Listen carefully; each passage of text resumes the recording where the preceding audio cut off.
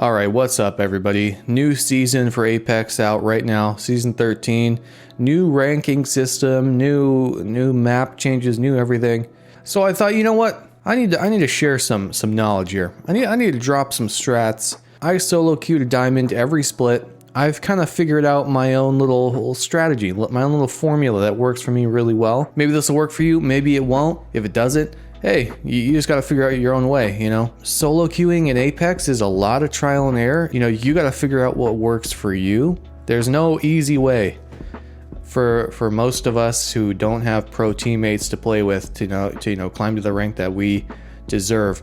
So I'm going to give you a suggestion right off the bat. If you, at a certain point, you know, if you're stuck in silver, if you're stuck in gold, hey, no problem. We all were there at some point. You need to just be taking fights, okay? You need to get better at fighting and managing your team within the fight. I'll probably do a separate video on that. So these are going to be just more big picture kind of, you know, ideas because here's the real secret. The real secret to ranking up in this game is not, you know, your gun skill. It's not your fighting prowess. It's your mindset, all right? So here, we're going to get into this right now. Let's go. Without further ado. Rule number 1, you got to take charge. All right. And this is not something that anybody really wants to do. Okay. Yeah, maybe some people want to do this. I don't want to do this. All right. It's not fun for me. It's not fun to have to be on top of everybody else. But you know what? If you're not having any success and you're you know, getting out of the game, losing 30 RP, and you're thinking, man, if they had just, you know, been with me, or, you know, if we had just done this, blah blah blah, then what you need to do is take charge. Okay, you don't have to be mean, but you do need to tell your teammates what to do. For a long time I was having really frustrating ranked runs because, you know, I'm trying to be humble. I'm trying to assume that, you know, maybe my teammates know better than me. Maybe, you know, maybe they do have a plan. Maybe if I just let them do their thing, maybe it'll all work out. No, that is wrong. It will work out 10% of the time if you do that. If you want to gain RP 10% of the time, then yeah, follow your teammates, whatever they do. Okay. As you get higher in the ranks, I don't know the exact numbers, but let's say a lot of the people in the rank that you're in, they're not in there climbing. They're there because that's where they belong, okay? That's not a bad thing. That's just a reality of what, there's something you have to realize. They may not be on the same level as you. So you need to take charge, all right? You have to take responsibility for the outcome of the game and how your team is playing. And if you do that, you're gonna see a lot more success. All right, so yeah, you're gonna get teammates that don't do what you say. You know, you got to be nice about it. You know, you're not the IGL in an ALGS where they have to listen to you. This is, you know, it's their time. They're taking the time to do this. You need to at least be suggesting, you know, what to do. Okay.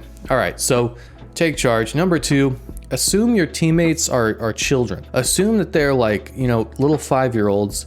And that they have no idea what's going on and they're just doing whatever comes to them in that instant of their mind. This is not always the case, okay?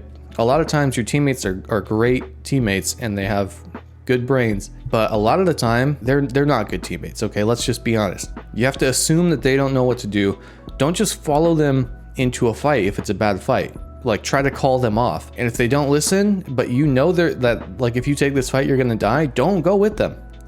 I don't care how much they yell at you. I don't care how much they get upset when you're not with them when they die. You can't just go die because your teammates decide to go die. If your teammates do die, like, try to get their banners. You know, I'm a team player.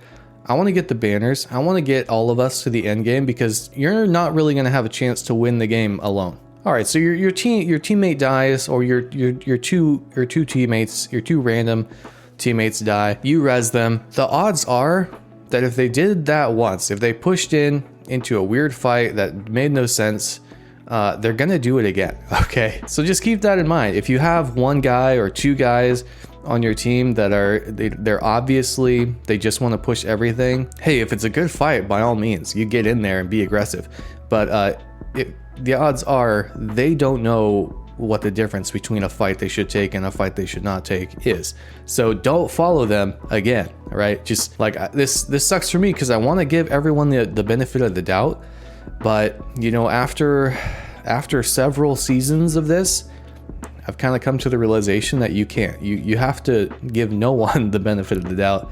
but you still have to be open, you know, because you could get a great teammate. It's happened to me before. When I say assume your teammates are children, that doesn't mean you get in the game and you have this cynical attitude where you're thinking or even saying like, okay, you guys suck, follow me because you guys randoms never do anything right. Like, no, assume that they're like that, but adjust if they're not. Okay, you have to be open still, but don't be surprised if they don't know what to do. All right, that's the whole reason you have to take charge. So number 3, give clear, concise, and calm comms. This is really important. So you're taking charge, you're assuming they need your direction. Try to tell them not only what to do, but why they're doing it. Same with kids, with people you're leading at work. You want to tell people why, because then if they understand, they're going to be able to execute on what you're trying to do so much better. Don't just tell them what to do, tell them the first step, tell them the second step, tell them the third step. Like, all right, guys, we're gonna land swamps, we're gonna rotate and third-party labs. We're gonna take the butthole out of labs and fly towards the zone, and then we're gonna set up on the outskirts to try and hold people out. Like that's a multi-step plan that they can be like, oh, okay, this guy has a plan for our game, and I'm down to follow that because it makes sense. And he's setting us up to win, right? Not only does it give them a better understanding of how to play and the end goal, which is to win, it also lets them trust you because they know that you're planning several steps ahead where they're probably not. Believe it or not, most people who play this game in ranked, you know, up to plat, they don't have a plan for endgame. They don't even think about getting to the end game. Like, this was a harsh realization for me, okay? People drop in the game with no plan, with no idea of what they're gonna do in a certain situation. If you're like me, you're dropping in, you're thinking, you're trying to win the game, right? But most people don't think about end game. They're just thinking about getting the gun they like and getting past that first fight. That's all they're thinking about. So if you can come along with a multi-step plan for them to be involved in, then all they have to do is shoot their guns, okay? Because that's really what you want. If your teammates are trusting you and they know the plan, all they have to do is shoot their guns. They don't have to think. You tell them where to go, who to shoot, and they shoot them, okay? That's the ideal, because here's what everybody wants to be. Everybody wants to be the guy who gets told what to do and just gets to shoot people. That's what everyone wants to do. You know, it's nice to be that guy. You know, to that point, number 4, you need to know your teammates' abilities. That is the 4th rule. First rule of war, you know, read the book, read Art of War by Sun Tzu. It applies. Know yourself. So that extends, yourself is also your team, right? Your capabilities. If you know what your team can do, you're going to have a lot of options on how to rotate, how to fight. You know, if you know you have a Valk, you know you have a Gibby, you know that you can bubble and then Valkyrie out of a situation or to a situation. You know, if you have a Pathfinder, you know you can zipline across a gap. If you've got a Wraith, you know you can portal around and out and under a building or on top. If you have an Ash, you know that you can blah, blah, blah, blah, blah, right? So it's important to know because, like I said, what you're going to want your teammates to do is focus on shooting. It's going to make it so much easier on you if they are doing most of the shooting. Now, I'm not saying that you shouldn't be shooting. Everybody needs to have good damage to win the game. But if they're shooting, you can be thinking. That's the important part. If they're holding off other teams, you can be thinking because you're not getting instantly pushed. If your team doesn't shoot, you're just getting instantly pushed. There's nothing keeping other teams from just enveloping you and killing you. So it's important that your teammates are shooting and you're letting them know, okay, like shoot these guys, like don't let them push up on us. Because in those few seconds that they buy you, you're gonna get a brain blast of, oh, okay, we need to use this ability to get here, or we need to like counter push these guys, like blah blah blah. You're gonna have a brain blast. All right, so you also don't want to be the guy who's like micromanaging to the point where you're demanding that your teammates do like every little thing about their legends. Like to win games in plat, you don't have to be, you know, the most efficient team, you know, on the map, you know, because there's little things. Say you have a Pathfinder, you know that scanning a beacon gives Path his ultimate back, right? Okay, so you might want to suggest, hey Path, can you grapple up to the beacon and then hit a grapple over to this place and then hit the beacon and then hit the beacon, get your ult back and hit a grapple to this place so that we have multiple ways, you know, to get out of this area, blah blah blah. Because that, you know, if you want to maximize your efficiency, You know, you want to be managing those things. Like if you're a pred, you're managing those things. You're holding ult excels. You're making sure who has the gold helmet, who's got the gold armor. You're swapping those things around to get certain people's blah, blah, blah, blah, blah. You can really get super efficient. And if you have a team where you feel like is going to be receptive to that and you can do it quickly and efficiently, do it. But especially at those lower levels, a lot of teammates aren't going to be super receptive to, you know, those complicated kind of efficiency programs, I guess. You know, you want to keep it as simple as possible. Think of it this way. Your teammates have a certain bandwidth. You have to try and gauge what that bandwidth is. Some people are just getting on to play the game and have a good time. And if they lose, they don't care. And that bothers me, honestly, because get out of rank. If you're that person, don't play ranked. I don't want you on my team. I don't want you, like, if you're in ranked and you're on my team, I need you locked in. But let's be honest, those people are there. And if you try to micromanage those people too much, they're going to get frustrated. They're not going to understand what you're trying to do. They're going to check out, okay? And you don't want your teammates to get checked out. That is death. If your teammates are checked out, you are going to die. Because they're not going to be paying attention. They're not going to be trying their hardest. They're going to be thinking about how you're so annoying and bossy. They just want to get out and get another teammate. So you have to really try to gauge your bandwidth of your teammates. You know, some teammates have incredible bandwidth. They're super open and they will, like, you'll notice this because you're going to tell them what to do. It's going to work out and they're going to be like, oh, oh, that's awesome. I never thought of that. Like, people who do that, use them. Okay. They have lots of bandwidth.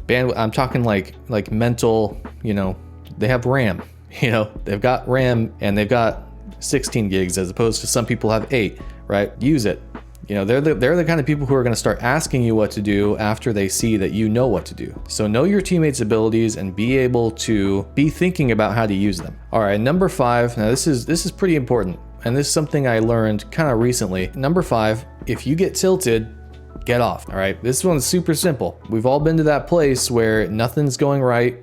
We don't understand, you know, why we're losing. Like you get that losing streak, not just losing the game, but I mean like the loss of RP. You're no longer going positive. Now this can happen if, you know, you're getting bad teammates multiple times in a row. Like that's pretty upsetting. You know, it's these things where there's nothing you can really do about it. You know, we can talk about why that happens, but it really doesn't matter. Whether or not it's a placebo effect, whether or not it's actually real that these things are happening and making you mad, like you got to recognize the point you get to where, you know, if I get too frustrated, my mental starts going down. Okay. I start checking out. I start, you know, my efficiency goes down. My attitude starts dipping. You need to get off at that point because then you stop playing as well as you would when things are going well. Like when it's going well, you're playing well. Working through those times is good as well. Just like any competitive situation, you can't just stop playing well when you're not feeling good. So I'm not talking about like,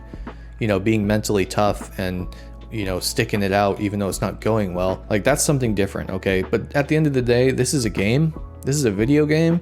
This is supposed to be fun. If you're not having fun anymore, you know, and you still have like plenty of time in the split, just get off. Like no one's making you play. No one's saying that you have to be diamond in a certain time period where if you don't get it, it doesn't count. Like you could get it at the last day and it counts just as much as it did if you got it on the first day. If you're feeling tilted, just get off, because at the end of the day, what I've realized is that, you know, less is kind of more. When you're in the cycle of things are going badly, you're feeling badly, you're getting in a bad mood, you're starting to get angry at your random teammates before you even get in the game. You know, like we've all had that guy who we random solo queue with and he's already like bad mouthing you before you even play. It's like, hey bro, you don't even know, like I could be amazing. You have no idea. And that's the facts. You know, you could get a random teammate who's amazing, but you can't capitalize on it because your attitude is in the dumpster. So play more quality games. You know, don't just play more games. If you're not getting anywhere, you know, then you just wasted your time, right? If you play 5 games and lose 5 RP, you just wasted 2 hours of your life where you could have been doing something else. You know, you feel it taking the toll, just get off. Even if it's just 1 game, even if it's just 2 games. The other day I played a game, I won the first game I got on, I gained 200 RP and I was like, all right, I'm good, cool. Like that's a 200 RP, that goes a long way on the bar to the next tier, right? You know what? you don't know what the next game is going to hold. That's the thing about solo queue. You can never know if you're going to win the next game or you're going to die off spawn, because it's a team game. You have 3 people, and if they don't hold their weight, there's not a lot you can do. So if you win the first game, sometimes it's better to just take that win and then get on tomorrow. Don't stress about it. Take your time. You'll get there. All right, so these are just, the first 5 rules that hit me in the head when I was, writing these down.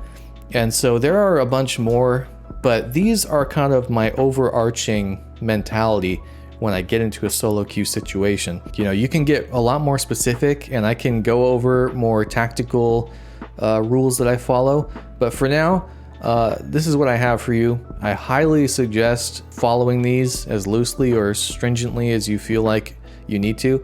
And let me know how it goes. I'm curious to see if this works for other people, because solo queuing does teach you a lot. I think you do become a better player. But anyway, yeah, give it a try. Hit me up in the comments. Let me know what you think should be a rule. Let me know what rules you follow when you're solo queuing. We're all just learning here. If you're watching this and you're a pred, then I don't know why you're here, but hey, cool. If you have suggestions, then hit up the comment section. All right, I will see you guys later. Adios. Hit 186. Get ready to push him. Okay, go.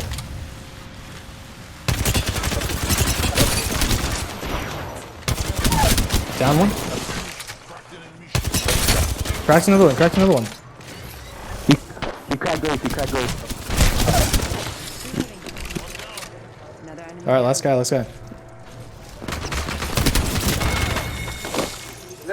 We start! One more squad. Reloading.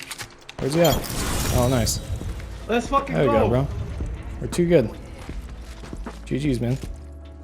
Freaking double volt, bro. They couldn't do anything against that.